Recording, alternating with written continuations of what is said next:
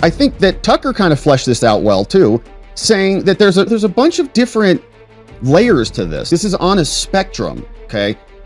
Israel is probably not 100% responsible for every ill in the world, right?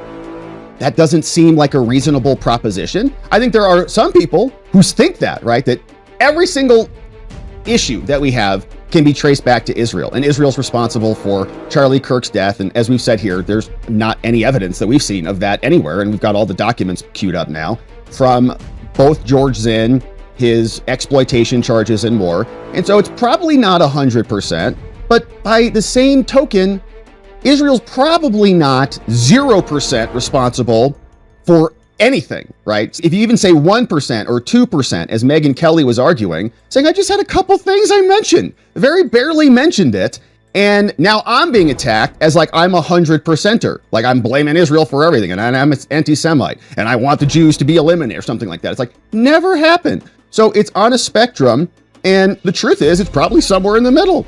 And quite frankly, that's how many Americans believe about our own country.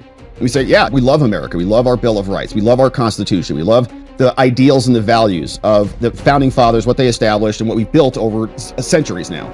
So it is a love of country, but we also criticize our country. We have a lot of problems, even with the current leadership, ripping on Pam Bondi, ripping on Kash Patel, ripping on all these people.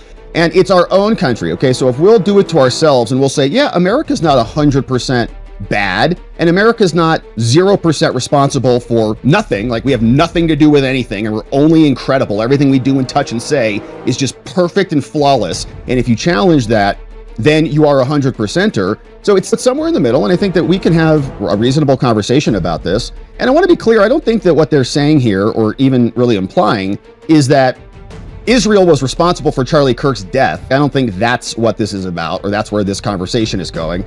And I didn't hear that during the live stream, but I think what they're talking about really is Charlie Kirk's legacy and the reaction from both sides of this, who've said that it's almost like people are racing in to capture Charlie Kirk's territory.